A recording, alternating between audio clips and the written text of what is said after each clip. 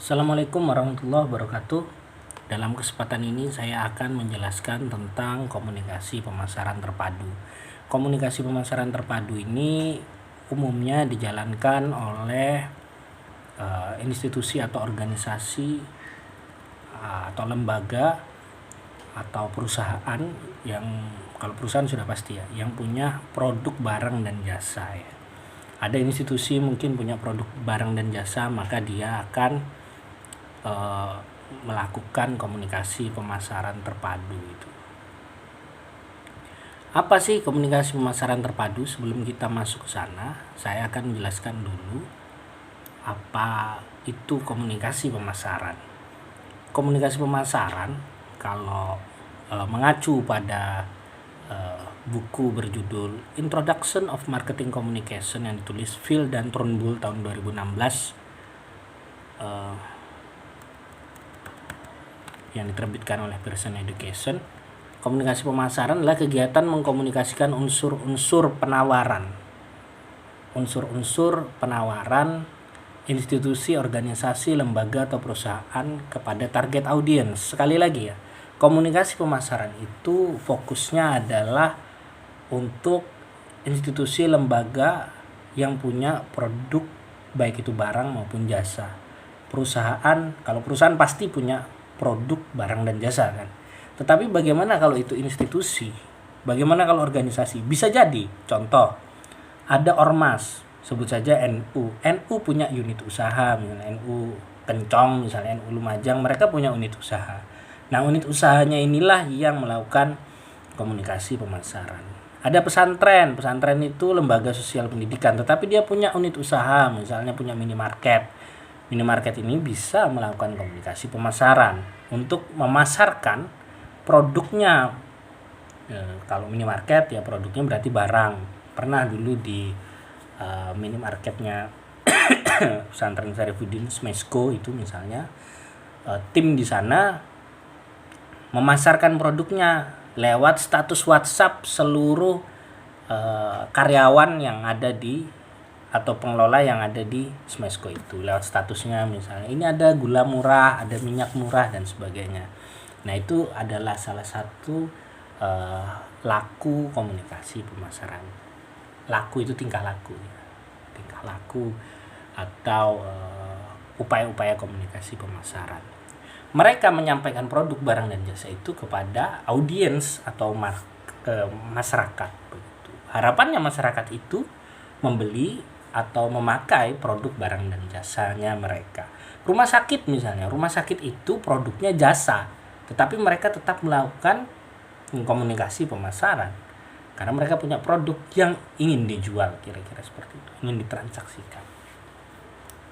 Penawaran yang dimaksud mengacu pada produk, layanan, atau bahkan organisasi itu sendiri untuk menguatkan reputasinya. Ini menarik, tetapi memang fokusnya adalah produk, barang, dan jasa ya. Karena kalau untuk penguatan reputasi itu kemudian nanti kita bicara branding. Tapi kita jangan bicara branding dulu, kita bicara komunikasi pemasaran dan komunikasi pemasaran terpadunya tadi. Itu tadi apa yang disampaikan oleh Phil dan Turnbull ya. Adapun berdasarkan Kitchen dan Brookman ya, tahun 2010 mereka merilis sebuah artikel berjudul Integrated Marketing Communication. Mereka menyebutkan ada konsep yang disebut komunikasi pemasaran terpadu. Hati-hati di sini. Komunikasi pemasaran terpadu adalah konsep perencanaan komunikasi pemasaran yang mengakui ya, nilai tambah dari suatu rencana komprehensif. Jadi kalau melakukan komunikasi pemasaran itu harus terencana secara komprehensif dari segala lini, dari segala aspek. Misalnya tidak hanya iklan, tetapi juga kita tidak hanya mengandalkan iklan untuk memasarkan produk, tetapi kita juga harus melakukan penjualan secara langsung. Kita harus datang door to door, begitu ya. Kita tidak terpaku pada iklan saja, di koran saja, tetapi kita juga harus iklan di Facebook misalnya. Tapi kita juga tidak hanya fokus pada iklan di Facebook maupun di koran. Kita harus memasarkan produk, ya, itu juga secara langsung, door to door misalnya. Ketika orang membuka ruang-ruang konsultasi kepada masyarakat tentang produk-produk kita. Jadi di situ akan banyak fungsi-fungsi kehumasan yang dijalankan dalam komunikasi pemasaran terpadu ini. Memang eksekutor dari komunikasi pemasaran terpadu ini adalah humas. Ya, karena fungsi-fungsinya humas, iklan itu bagian humas. Kita pernah membahas tentang humas itu harus bisa melakukan tugas-tugas jurnalistik di internalnya misalnya. Nah, itu terkait dengan promosi di media sosial, di website dan sebagainya. Memanggil wartawan, ada di situ public speaking, kemampuan public speaking dan lain sebagainya. Maka itu memang eksekutornya biasanya adalah humas di sebuah institusi atau perusahaan itu. Meskipun bisa jadi ada bagian khusus, yaitu bagian pemasaran misalnya, bagian promosi misalnya, yang kemudian berkolaborasi. Tetap tampuk pimpinan tertinggi harus ikut serta atau mendukung program-program komunikasi pemasaran terpadu ini.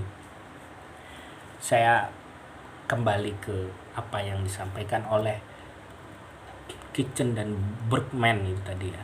Komunikasi pemasaran terpadu adalah konsep perencanaan komunikasi pemasaran yang mengakui nilai tambah dari suatu rencana komprehensif,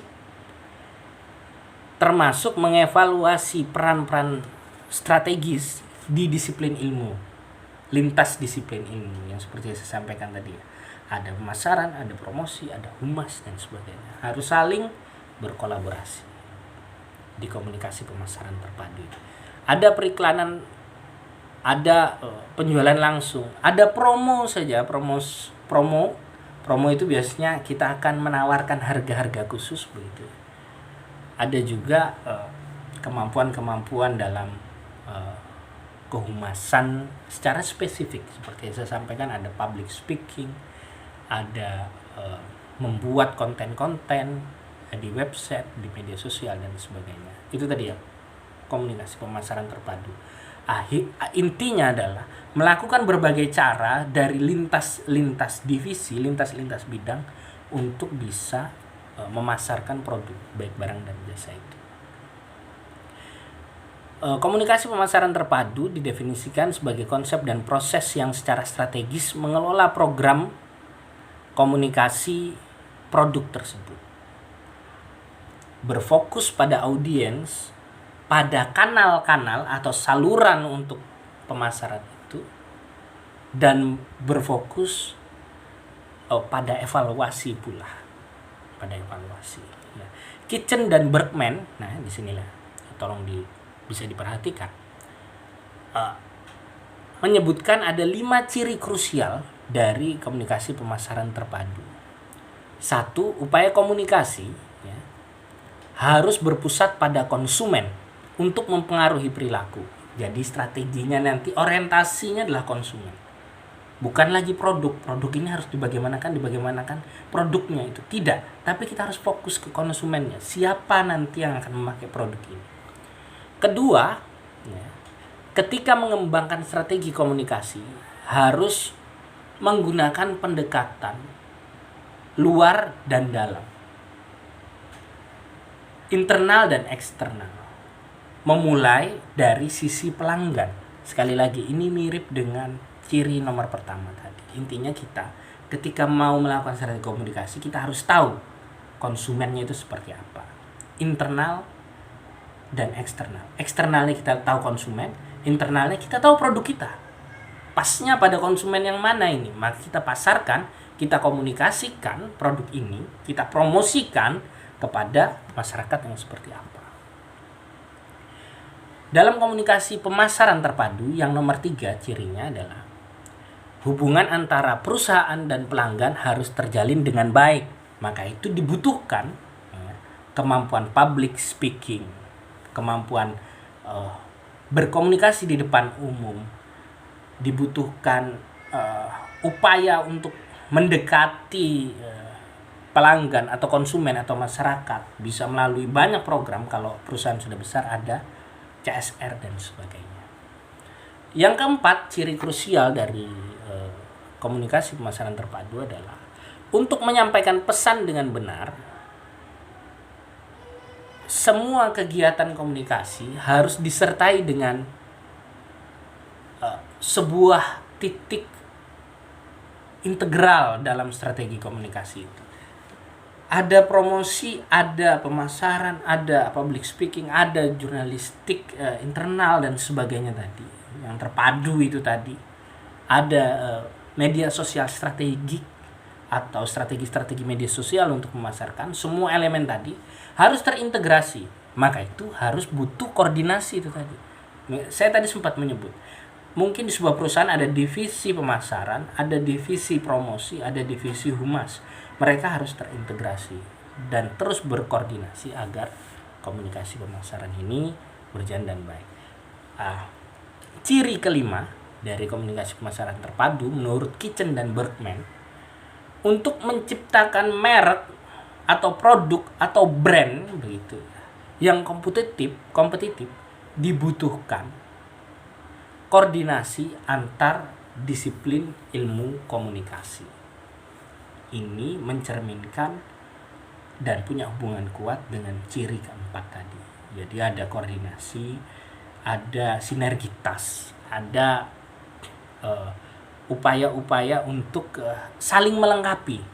Jangan gara-gara ente itu divisi pemasaran, ente gak mau berteman atau meminta pendapat dari divisi promosi. Jangan karena kamu itu divisi promosi gak mau minta pendapat dengan teman-teman di divisi humas, begitu seterusnya. Jadi harus ada sinergitas, koordinasi. Setiap divisi dalam perusahaan, dalam institusi lembaga yang ingin memasarkan produk, barang dan jasa tadi, termasuk di aspek pimpinannya juga harus ikut mendukung semua program komunikasi pemasaran terpadu. Komunikasi pemasaran terpadu ini ya, kalau dalam bahasa Inggris itu tentu saja dikenal, kalau dalam bahasa Inggris itu integrated marketing communication. Ya, ini sama saja, komunikasi pemasaran terpadu, integrated marketing communication gitu ya. Itu tadi yang bisa saya sampaikan tentang ciri krusial dari komunikasi pemasaran terpadu yang disampaikan oleh Kitchen dan Berkman dalam buku atau dalam artikel maksud saya yang berjudul Integrated Marketing Communication, dirilis tahun 2010. Assalamualaikum warahmatullahi wabarakatuh.